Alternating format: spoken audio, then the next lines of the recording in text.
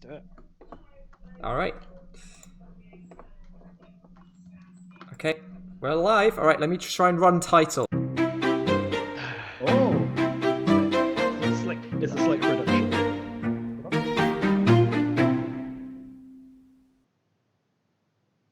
We are now officially live. Hello. My name is Russell, and this is Dave. Hey, And today, for a tea and a chit chat, we are joined by the lovely Ross Connell from More Games Please. Oh, brilliant. Look at this mug there. Got my tea. Should point it the other way. We've all got a lovely cup of tea here. Ah, this is very hot. Probably shouldn't have picked that up. Oops. Okay, so first of all, thanks for going live now. I'm going to tweet this out first. I don't know why I'm struggling with that currently. I can't see your picture, Russell. I assume it's still there. But well, it's on live. You don't need to see my face anyway. The YouTube thing. great. That's what counts. There we go. Okay, so yes, first of all, as you know, this is tea and a chit chat, and the most important question that we ask is, what tea are you drinking there? Is that directed towards me? Yes, of course. You are the guest. Well, I'm drinking an Asda special, like breakfast tea. An Asda special breakfast tea. There's nothing special about it. It's just Asda tea. Asda tea. So like you're just standard old English breakfast, regular. Yeah, I've got absolutely no brand loyalty. So like whatever tea is available. Whatever tea. That's now. To be fair, like you as a northerner, I imagine, drink your fair share of tea.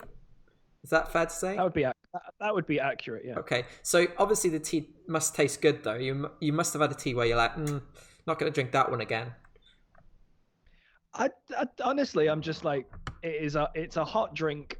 That's probably good enough for me. I don't think there's much of an art to tea. This might be. Oh, this is the segue. Slander. I thought it was a segue. I thought you were building in a segue there. I'm never professional about how I present anything that comes out of my mouth. Okay, fair enough. I'm sorry. Well, anyway, that was a good opportunity for us to transition into what you're actually. Someone's just said Yorkshire tea for life, and I have to say, I have drunk a lot of Yorkshire tea, but I actually moved over, a bit nationalist, I feel like, to Welsh brew. I don't know if there are any other Welsh brew fans out there. No, I can't imagine there are. No? Oh, that's a shame, because, a bit of Welsh brew is pretty good. So yeah, anyway, moving on, as we were trying to do earlier on, you obviously, Ross, you're most known for your love of art in board games, and as a result of that, well, actually, do you know what? Let's let you tell the story. How like, what is it about art that convinced you to start up your own website? So I remember a few years ago, I was walking around the UK Games Expo, and from me personally, I would say that I was arguably quite new to modern gaming, and there was just it's overwhelming when you go to a Games Expo and you don't have a plan, you don't know why you're there, you're just like strolling around, and there's so many games to see, which is incredible, but also you kind of like, where do I even start? And after I finished that, there was a lot of games that I was curious about, so I was doing research on them and trying to find out more about them. And like in the first couple of years of me being into the hobby, I was like, research was like crucial when you're like learning what you like and you're really starting to explore it. Like there's a wiki hole that people can fall down. I would say there's a board game geek hole you can just as easily disappear into when you're really getting into like trying to find out what you like. But one thing that I was always curious about was I was always like, oh, I really like this illustrator. Who are they? What do they do? And there's basically no information on them at all online that I could see. And not just that, I found it really surreal. You noticed illustrators. My gosh, my head is going. When you say you noticed illustrators that you liked, was there anything that you were like? Did you find yourself drawn to those games, particularly the ones with the good illustrations? They say never judge a book by its cover, but did you sort of judge a board game by its box art? I mean, I also they say don't judge a book by its cover. However, saying that, if you go around a bookstore and you see books that have beautifully, uniquely illustrated covers, chances are there's some love gone into those products. Chances are there's some love that's gone into those books, and I actually think it's quite a good litmus test to know if that book is worth picking up. Obviously, a lot of books are incredible and they don't have great covers. However, I would argue these days in the modern age when book sales have necessarily maybe slid off a little bit and they're having to push things a little bit harder, when you see books with really good illustrations, you think actually they think this is a book that's worth reading. And I've found lots of very good books just by picking up ones that have a nice cover. However, it's not the be all and end all. But yes, I would say it's inevitable that if you see something that looks eye-catching, it's going to draw your attention, and you're gonna go over and want to find out more about it. You're going to pay more attention to it, and that's exactly what happened to me, and that continues to happen to me. But I don't let that be where my conclusion of whether I should get the game ends. I obviously look beyond that to see if it's a game that is going to be worth my time, if I'm going to enjoy it, if my friends will get a kick out of it, if it should be a part of my collection. But first and foremost, in a sea of games, if you're in a game shop, there's a reason why board games are put in boxes bigger than they should be. It's shelf presence. And what does art give you? Shelf presence. Good point. Good points, actually. I've never really thought about the idea that a really good cover indicates more than just a good artist. It's actually because the person clearly or the publisher really cares about by the way, I should point out that there's a lot of weirdness happening with the video stream. Like there's different sized windows and it seemed to be jumping all over the place. I don't know what that's about, so you'll just have to bear with it. And it was meant to look really nice and pretty, but it's not.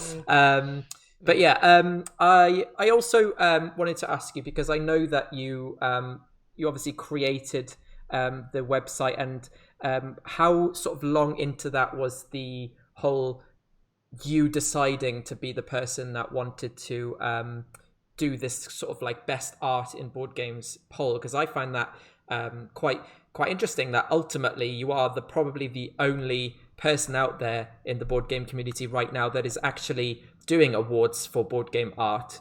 And did you ever find yourself? Did you ever think that you would be the person who was sort of running that? So the way it came about, much like my website itself, it came about because I was trying to find more information on the illustrators and the artists online and trying to find out interviews and more about them because I was curious. This is all of everything I've done has come from my own natural curiosity and wanting to learn more about people. And when it came towards the end of the year, after my website had launched the first time, there were all these roundups, end of the year roundups. So best 2-player games, best abstract game, best publisher, best designer, etc., etc. And I honestly couldn't find any votes, any lists that were best board game art. And I just wanted to vote on one.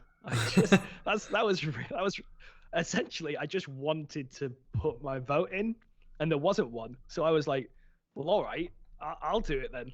I guess no one else is doing it, so I'll do it. So it wasn't my initial goal to do that. It wasn't my aim to do that. It was because that I thought they should be included, and they weren't included. And I thought it was really important. So I managed to catch most of that. But you were saying, sorry, what was? I'm going to follow up with this. Because yes, please. I was interested because obviously it's an integral part of every board game. It really shines out when the art is great. But I was just wondering, how many games do you think are kind of built around the art? Obviously, Dixit wouldn't work unless the art was there. Are there many other games that are starting to take more ownership over their art and really push it forward as part of the game mechanic? I mean, there's certainly games where they use visual storytelling as a mechanic. So Dixit's a great example. There's another one that's kind of similar. It's called When I Dream, and that is visual storytelling cards. But across the board games are starting to improve in terms of their visual aesthetic. And It's hard to know if it's because if it's the amount of games that get released. I would describe it, and I know board games have been around a long time, so people may take slight offense to the way I phrase this, but I would describe it as still a maturing medium. Much as, like television's seen like an explosion over the last few years in terms of how production's gone up and stuff like that. So I still see board games as a maturing medium, and there's a lot of brand new people to the industry who are still learning how to do things in the best possible way. I think crowdfunding seems to have made a large difference because first impressions are so important now. And so in terms of, are there more games that are building the visuals into it as like a whole product? Yeah, 100%. I think there's a lot of games that the visual aesthetics become much more important. Like, even if you think about something, it's not illustration, but if you think about a game like Azul, one of the reasons why Azul has been so universally popular is because it has that instant table presence, and you look at it and you go, this is a pleasing thing to behold, and it's a pleasing thing to interact with. If you look at a game like Root, again, it is excellent game design, but why has it caught people's eye so much? Kyle Ferrin's artwork, those little anthropomorphic characters, the beautifully illustrated board, stuff like that. What's your prettiest game to get on the table? Oof. I mean, what's the one?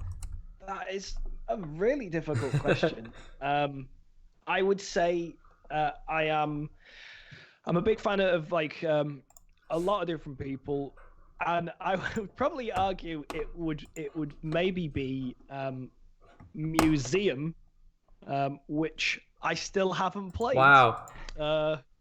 But I bought it on Kickstarter. This is why I don't really do Kickstarters anymore.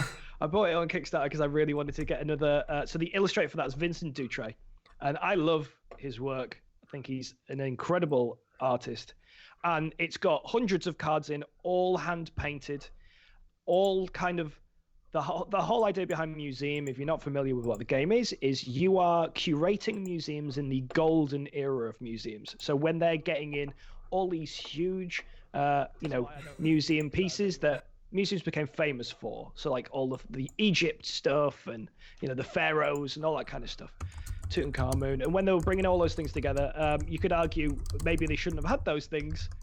That's a conversation for another time.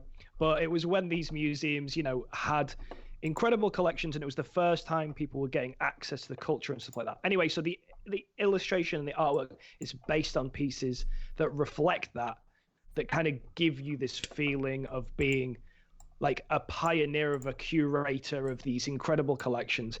And that is an example to me of a game that is basically a checkbox list of things you've got, and you just it's a set collection thing, but the illustrations elevate that, and then you buy into the idea that you have all these incredible items and you are really curating a collection. You don't just have a card that says spear on it.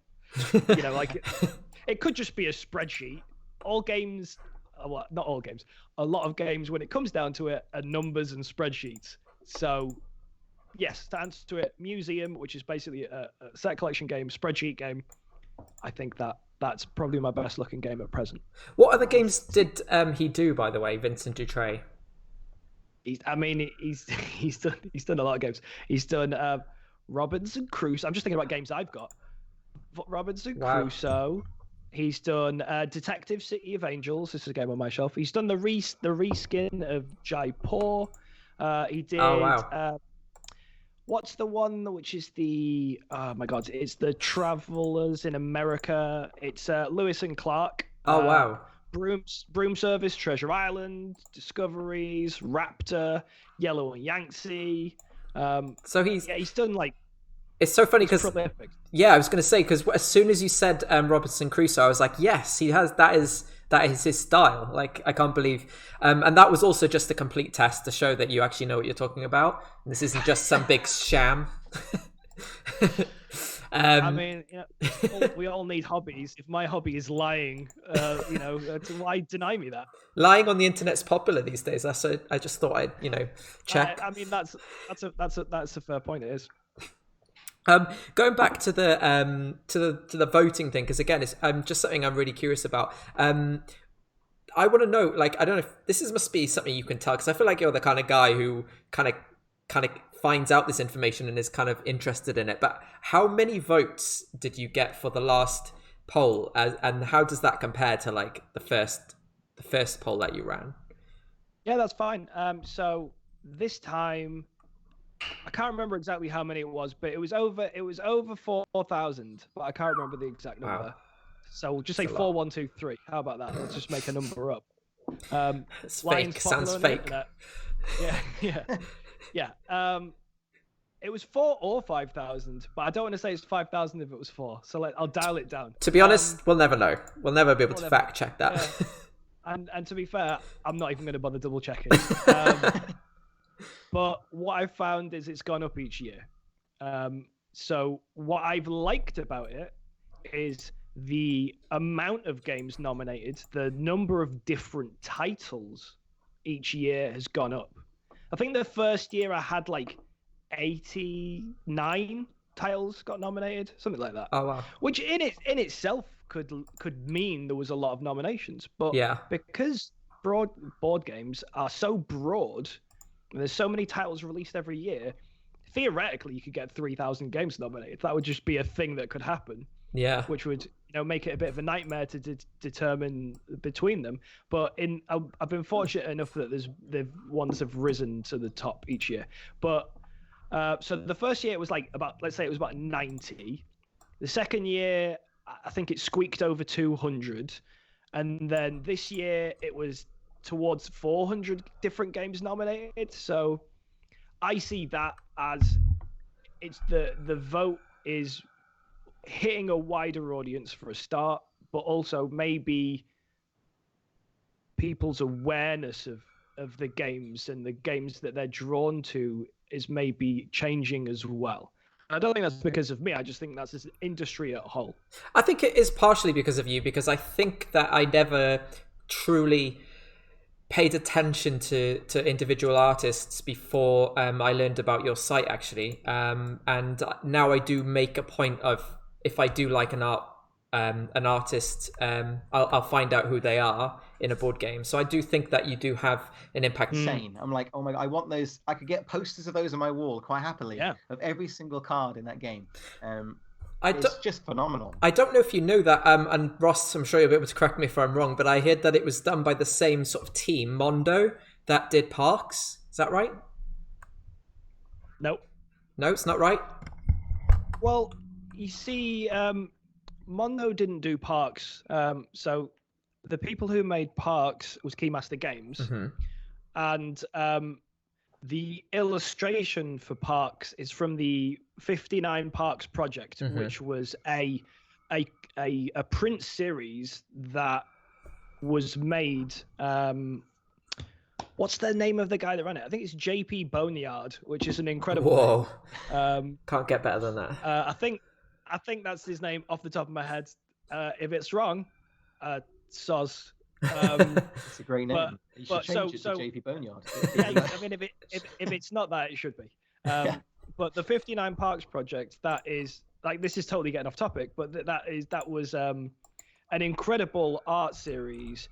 And what happened is the folks at Keymaster Games. So Keymaster Games have done like Campy Creatures and Caper and Parks, obviously, and Space Park. But they took a pre-existing artwork series to turn into a game, and they built the game around that. So the artwork existed beforehand. It was Mondo. I don't know what else Mondo have done, to be fair, because from my perspective, it was Restoration Games that led that project, but I could be wrong on that. I don't know what else Mondo have done. I think they might have done The Thing. Okay. I can't. I don't know anything else they've done that I would be aware of. So from my perspective, it was a different team. But again, it's a sign, and I would say they would both equally be complemented by the comparison, because they're two beautiful games. And so if anyone would confuse one for the other in terms of the way they've been put together, I think that's a mutual compliment. Yeah. So going back to your your sort of poll of the best art. Oh yeah. I'm just curious, like how long does it take you to go through and like sort all that out? Have you automated the process at all, or is it simply a case of just going like, do you have like an Excel spreadsheet somewhere that you're just adding to? Spreadsheet king. So what I have is on my website. This is some hot conversation coming up. On my website, I've got a form that you fill in and you put all your deets in there and you click submit, and it squirts all that data into a Google Drive spreadsheet that I have. And in that spreadsheet, all I do, it is a little painful when I have to calculate how many different nominations there are and how many there are of each game, because I have to organize that and then individually count each game to then. But what's good about it is, if they've got over a certain amount, they're going to be towards the top, and if they're under a certain amount, I don't need to count them because they're not going to make the top 10 nomination shortlist. I do make a point of counting how many there are, just I'm curious, but I only really need to count the ones that get a large number of nominations to make it to the hot list. And then when there are the votes themselves, same again, it's a different form. It squirts the data through. I can just organize the spreadsheet by name, shift, drag the little thing over it. This is such hot conversation. I'm saying this is the kind of niche thing I live for, so yeah. That's why I asked. Just highlight it. Excel tells you in the bottom right how many it is. So in the bottom right it says that is 485, and you're like, okay, cool, I know that now. Do a different column, add them all together. What do you get? Success. You do. Yeah. We should very soon move on to some sort of viewer questions. So if you are watching in the chat and you do have a question for us, please type it away because we will be getting to those. Spreadsheets anymore. Yeah, we're moving away from spreadsheets so soon. I mean, clearly, like this is the real reason that people tuned in, all about the Microsoft Office life. Google Docs, get straight away from Microsoft Office. Don't give them a penny. Use Google Drives on your Google Docs. It's free. I mean, obviously, all large corporations are evil, but Microsoft were the original evil. Google are the new. And Microsoft, they do charge you for this, and Google don't. Oh, so clearly, you're paying for it with some other data or. They're just taking all the details of your life and then selling them. Hey, at least it's not Facebook. We're used to that now. Yeah, that's the norm.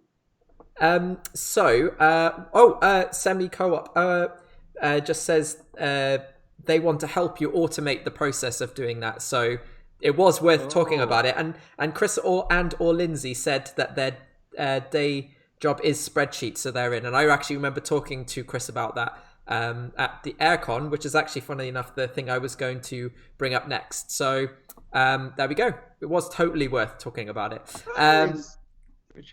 So the other thing I wanted to talk about is, as I just said, Aircon. That's the last time actually we ended up hanging out, which was a lot of fun. And there we go. Got that lovely mug to prove it.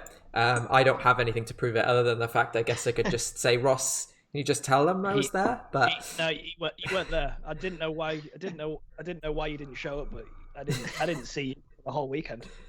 Yeah, there's no photo evidence of it or anything. But it's the first time I went and I had a bloody lovely time. I thought it was a really good con. Obviously, circumstances given was a bit of a weird scenario because it's kind of when the whole coronavirus thing was kicking off, and definitely felt that the whole weekend. Wouldn't you agree? Oh yeah, completely. I felt in two minds before I went, and I felt in two minds the whole time I was there. Mm-hmm. That's my, I think it's my third or fourth year. Again, you'll never get me to nail down on specific details, so I'll keep it as vague as possible. No one's going to fact check it. It's my 15th time at Aircon. It's been there. Yeah.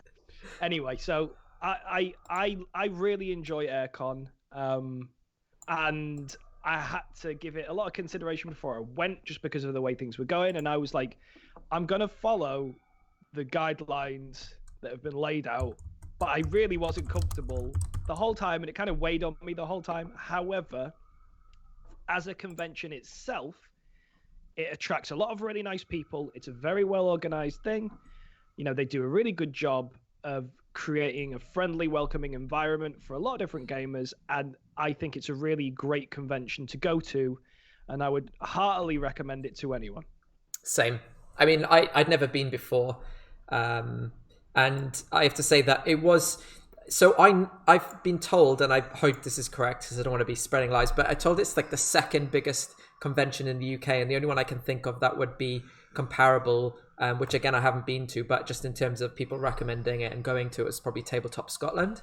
So if you've been to UK Games Expo before, you are not going to be... It's nowhere near the size of that, but what we went and saw was really well run. They had a lot of decent stands there by shops and sort of demoers, by publishers as well.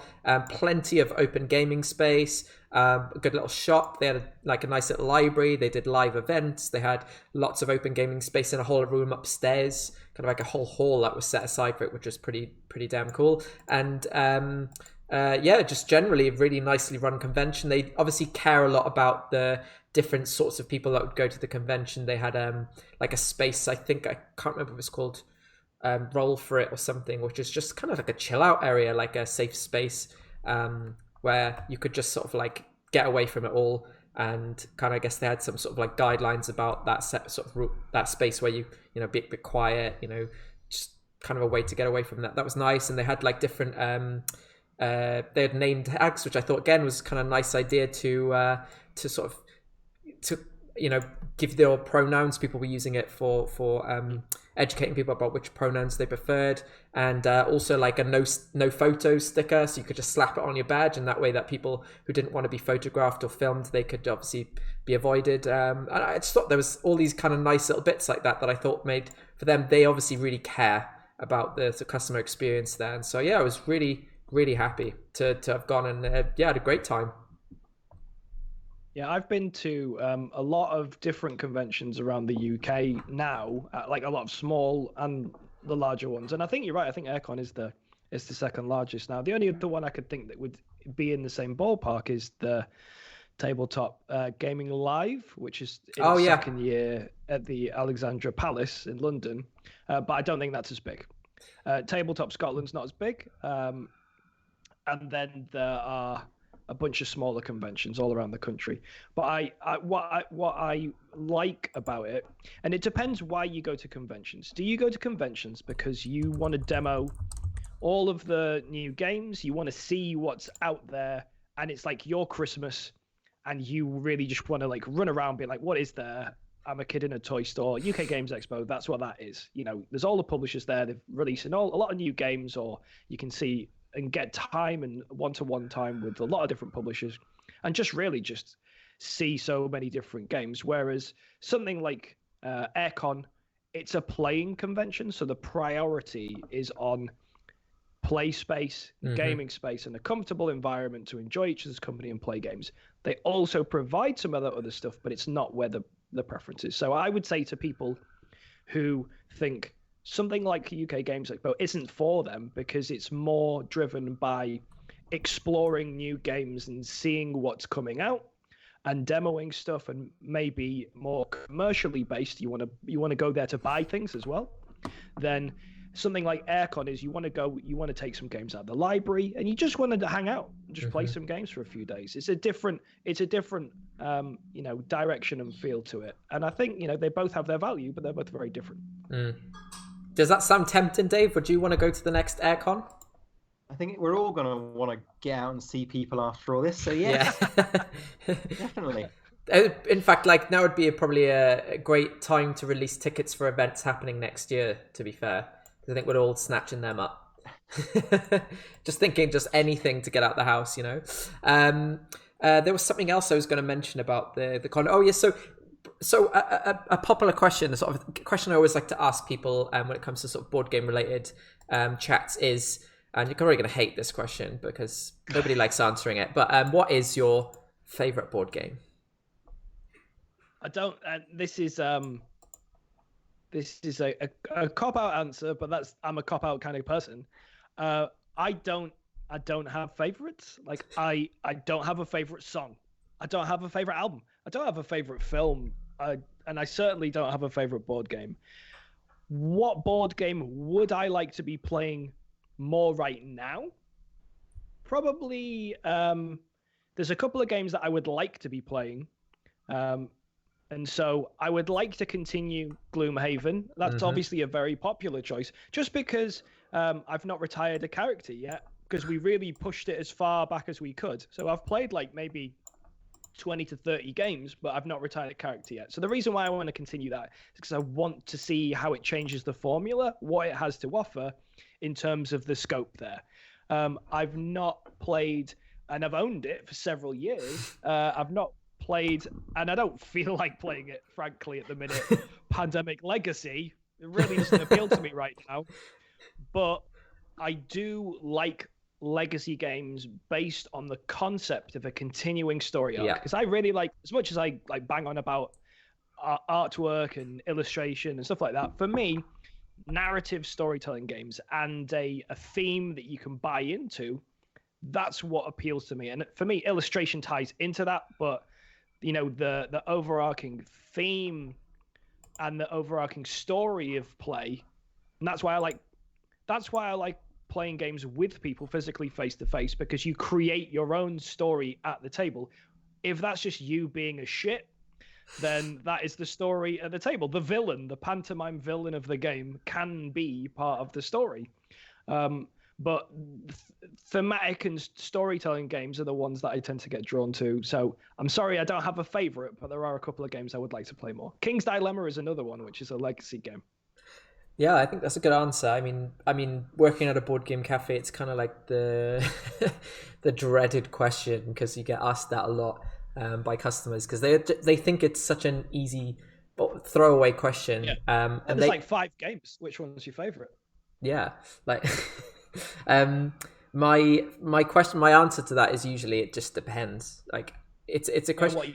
Exactly, it's the same thing. It's like, what game do I want to play right now is the way that I answer it ultimately, because I don't have a favorite game that has always been sort of number one. And if a game sort of comes up to the top of my want to play game, like for example, I enjoyed Charterstone, I loved that experience, but I don't want to play it again now, and it's not the top of my most want to play list because I've kind of completed the experience.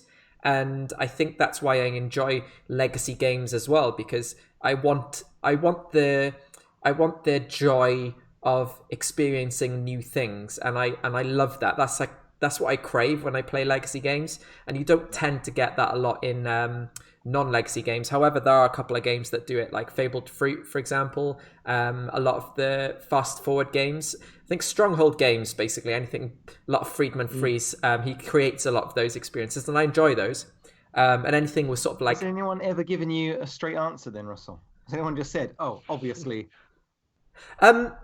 I think no. We have, to be fair, like we haven't really. Keep asking though. We're going to keep asking until we get it. But I think we've only done a few of these, and I feel like I don't tend to ask that to people in real life, because it's not really like something you ask outside of sort of like an interview, I guess, because what you're trying to find out about somebody. When I'm with people, like I know I obviously want to find out, but I get that just from being with them and just having normal conversation. But it's a nice, interesting question to ask in an interview, because it kind of gets either in this. Chris Lindsay have written Marvel Champions Easy Next. So there we go. There's a straight answer. We'll retire that question out of the tea and a chit chat process. Thanks for that, guys. Oh. I think just to reframe my answer, I would say what are my favorite games at the minute, and I would say I used to play quite a lot of 2-player games, and I found myself really wanting to play 2-player games again. So okay. I think that would be, and that's very broad, obviously, but games that are at their best with just 2 people, because I think as much as I like board games that are a group activity, there's an intimacy of the 2-player game where you can follow what the other person's doing more. It's sometimes less random, and it's just like a nice way to spend time with one person. Yeah, I mean, I get that. I think that it's funny. I mean, this is a bit of a tangent, but we've got a bit of time. But 2 players is such a specific experience that it is different to any other player count, in my opinion. Like, there's the 2-player games experience, and then there's the all other player games experience for me. And so it's very specific when working in drafts that we have this section just for 2-player games, because a lot of those games in there don't feel like any other games that exist on the shelf. It's really weird. It's hard to pinpoint exactly why. I think obviously because you don't have the ability to player balance, because that's another player. You can't really do any sort of negotiation games. It eliminates a lot of possibilities, but I think people are still very creative with the 2-player experience, and that's ultimately how board games started. I mean, you look at some of the oldest board games like Go and chess and backgammon; they were all like 2-player games, and it's only kind of recently, relatively recently, that you've had like these idea to bring board games to sort of multiple player counts. And anyway. Just a little tangent. I don't know if anyone kind of had any thoughts on that, but no. All right, moving on.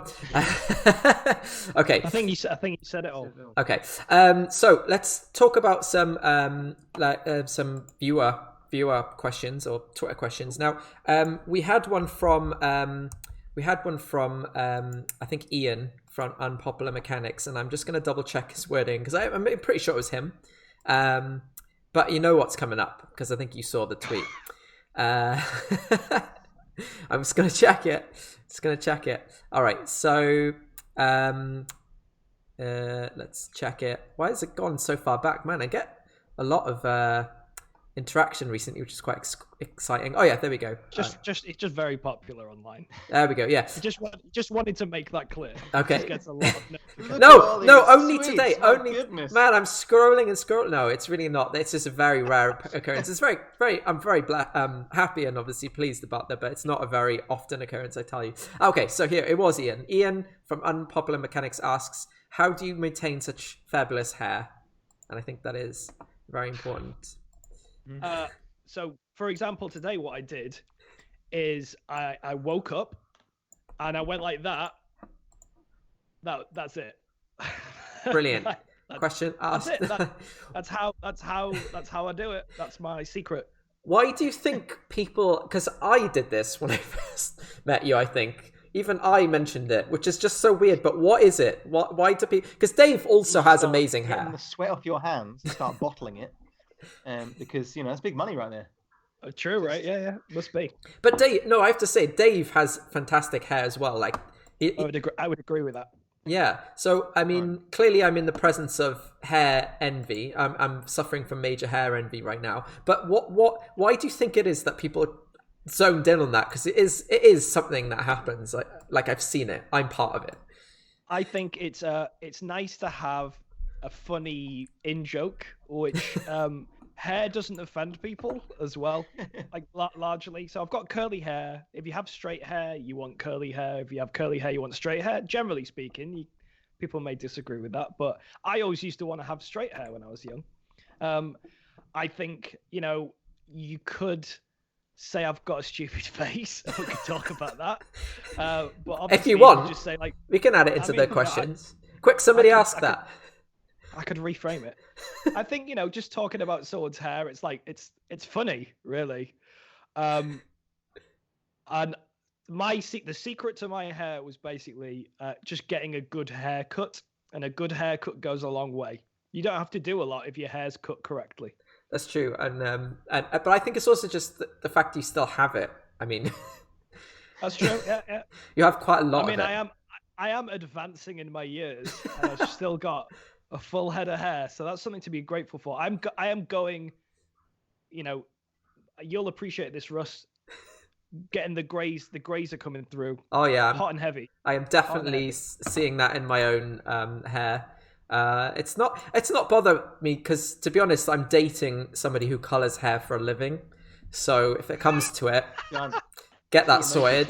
but I'm not in a rush to sort it out. I'm proud of the fact. I'm not trying to hide the fact that I'm aging. Is that specifically what drew you into your partner? You're like, do you know I'm what, grey, mate? they colour hair. I mean, That's to kind be of like fair, when we started dating, it's a win-win. When we started dating, I didn't have any grey hairs. So either if it was that, it was subconscious the whole way. Yeah, it was like, yeah, it was. No, it wasn't even like the bonds only become stronger. Yeah, it's like the more I need them because I'm like, oh crap, if I lose them now, I'm gonna have to live with my grey hair. Just gotta go grey gracefully. Come on. Exactly, and I think we're lucky. Being men going grey isn't seen as a bad thing. It's just like, oh, you go grey, you're like dignified, or all this whatever. Yeah, it's people go, oh, it's the salt and pepper look, and if women go grey, they go, oh, a woman, she's got grey hair, she's old now. It's like it's not seen in the same way, which is why I don't care about getting older, because I'm like, yeah, I'm getting older, but like I think like as a very average human, the bar was never very high. It's not like I'm seeing not seeing like my beauty decline over the years. I'm like, no, I was like a weird little like clay figurine who's just now like an older clay figurine. It's not really like, if your face is made out of silly putty, like it doesn't matter if it gets a few lines in it. Good answer. Anyway, apparently I've really future-proofed my hair life. I guess I have. It wasn't intentional, I swear. And I haven't used it yet, by the way. I want to point that out. I've never had it coloured. So, well, actually, that's a lie. Twice, but only for the purposes of my partner's like test at work when they got promoted. Had to like use someone to kind of. I was like, yeah, just use it. And the second time it didn't even work anyway. So it doesn't matter. Anyway, let's move on from hair chat. I think let's just focus on me, and it's meant to be focusing on you, Ross. So, the other question that somebody asked, Steve Law, on Twitter, asked. So Steve Law asked advice for followers meeting you at events and not wanting to invade your space. Basically dealing with being a celeb.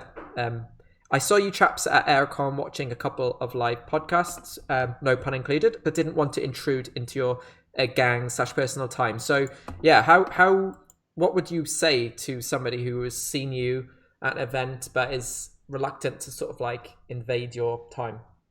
I think it's a really difficult one to give an answer that isn't obvious, but much harder in reality. So I think one thing people need to remember at conventions is, one, we're all there because we love games. So we've all got something in common straight away, something that connects us in that scenario. For me personally, I don't talk about this enough, and I should, because it's a very cool thing that I did. I went traveling for a couple of years on my own. So I was always a fish out of water for a few years. Mm-hmm. I'm very used to being in environments where I'm the only person I know. And when I first started attending conventions, I didn't have Twitter followers. I wasn't on Instagram. I didn't run a website. I just went as me on my own and had to find people to play games with. What I found was how generous everyone was with their time, how generous everyone was with their understanding that it's a little awkward maybe, or you're not best friends for life. There's a complication when you see someone online a lot and you build a narrative in your mind about who they are, but you haven't met in person. And then it can make it feel strangely jarring to see them in real life, because you've spent a lot of time with that person. And I feel the same way about lots of people I know online, whether they have 10 followers or if they have 10,000 followers. When you've spent a lot of time interacting with that person, it can feel like a bit weird when you see them, because you're like, do I say hello? Is this strange to do it? But what I would say is the key thing for me is, I think it's fantastic if you politely go over and just say hello to someone. The key pieces of information I would lay out are: don't assume someone will know who you are, because you may have an avatar online, or your photograph, you might look a little bit different in person, even if you don't look a lot different in person. Just a tiny change can mean they're not 100% confident that they don't want to say your name, for example. Maybe they'll get it wrong, stuff like that. So if you see someone that you recognize online, whether you interact with them a lot or not, is, I would say, a few pieces of advice. If you are going to go say hello, and I honestly think it's a great thing to do if the circumstances seem fine, and I'll come back to that in a second, but I would say introduce yourself like by name, who you are, give a frame of reference of how they may know you or you may know them. So I could go over and go, oh, I just wanted to come over and say, hi, my name's Ross. You might not know me by this, but I go by More Games Please Online. And I just really appreciate X, Y, and Z about what you're doing. And I just thought it'd be nice to say hello. And I would also say it's difficult to not want more from your interactions with people when you've thought about going up to meet them and you're looking forward to it, but also kind of read the room a little bit and be willing to just say hi and then bye, because chances are at conventions you'll bump into each other again, and the next time you bump into each other, then you've already said hello, you've already done the groundwork. Next time you'll speak a little bit more. And I always think you see the same faces at conventions a lot, and so maybe this is the only convention you're going to, but I'd say be willing to just make it a really pleasant interaction with a hello, and don't necessarily pin your hopes on playing a game together or spending a lot of time together, and just kind of go like, it's just nice just to say hi to someone that you know and you like the time. So I said I'd frame the interactions. Yeah, so if you see people sat at a table playing a game, I don't think that means at all that you can't go over and say hello. I wouldn't say that was the case at all. I would say if they're getting taught the rules, maybe that's not a great time because someone's, mid-teach or whatever. But if they're just playing a game, a group of people playing a game, you can just go over and just say, oh, hey, I don't mean to interrupt the game, but I just thought I'd come by and say hello. My name is blah, blah, blah. You might know me as blah, blah, blah. I just wanted to say hi, hopefully see you around again. And so really, the simplest way to have an interaction with people in those circumstances is to not ask anything of the other person, just to communicate something really nice and just say hi, because everyone finds it difficult. But I found the major difficulties come from if you try to turn the situation into more than it necessarily has the scope to be in that instance. So if someone's in a game, if they haven't started playing yet, you could even be like, do you need another player? I don't think that's an impolite thing to do, but also understand that it might be they don't need another player at the moment, and that's okay as well. It's not a personal rejection if people don't have the time to interact with you, because obviously we all experience conventions in a different way. My personal star kind of memory of someone at a convention is Rodney. This is a really long answer, I know, but I think Rodney Smith. Everyone loves Rodney. Watch It played Rodney Smith if you're not familiar with what he does. He does rules how to play videos. He's very well known, and he is so gracious. And I always think he's I've met him a few times, and he's always very generous, and he always makes it feel like he's got all the time for you. But Rodney's much better at being that person than a lot of us are. So I would say if the conversation isn't necessarily all you'd hoped it to be, don't worry about it. It's great just to say hello and start that conversation. And then, you can just send them a message on Twitter and say, oh, it was really great to meet you online. Let me know if you want to have a game sometime, or, stuff like that. So I would say, set expectations before you speak to someone. Give a kind of a summary of who you are and how they might know you. Communicate something nice, or ask an open question that's easy for everyone to answer. And, give scope for the conversation to continue, but also read the room and be like, it was great to see you. I'll catch you in a bit. So they don't need to take the lead on that. You're kind of allowing them to do what they did. I don't know if that's helpful or not. I thought that was a really well answered question, actually.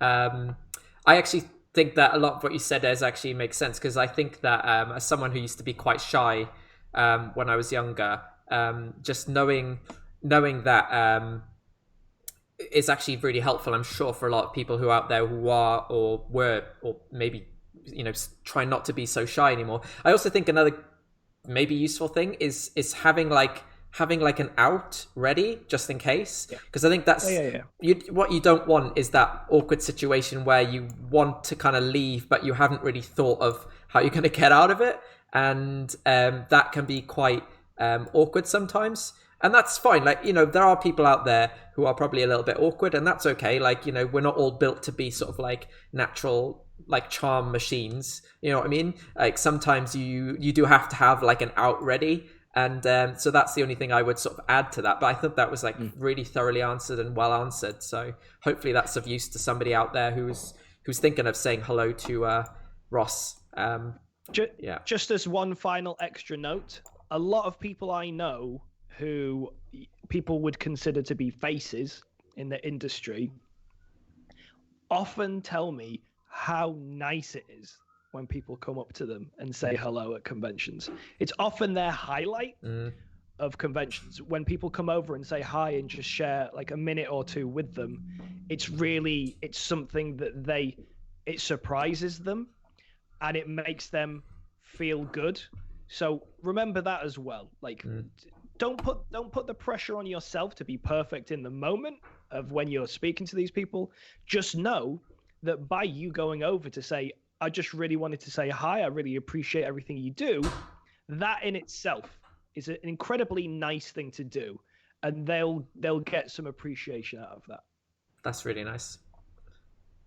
Yeah, I would say if somebody ever was to come up to us and say something, I certainly would be really, pleased and find that like a really good thing. So I agree. Yeah, I can't fault that answer. Perfect. So there's one more question, because I think we're coming up to the end of what I assumed was going to be our finish time. But we have been given a question by Paul of Gaming Rules, who asked us probably the most important question that we've ever been asked, and that is, what is your favorite cheese? Do you two want to take the lead on this one, or do you want me to go first, and then you can criticize me? I feel like for the very fact you've said that means that you've probably got something of a controversial answer. Ready. So that's fine. I think we'll take the lead. Dave, what's your favorite cheese? Because you don't get to answer that many questions on here.